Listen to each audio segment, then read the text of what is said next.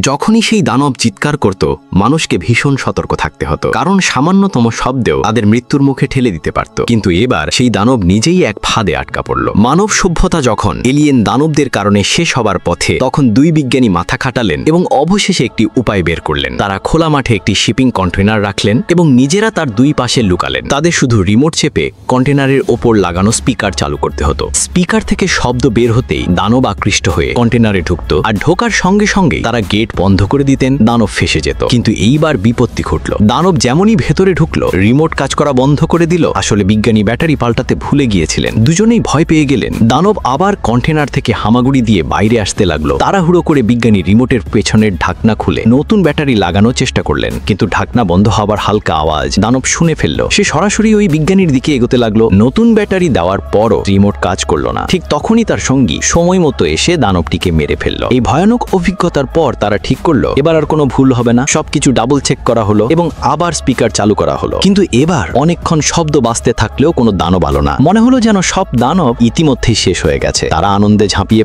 উঠলো, কিন্তু হঠাৎ মাটি কেঁপে উঠলো। উপর তাকাতেই দেখলো চারদিক থেকে অগণিত দানব দৌড়ে তাদের দিকে আসছে।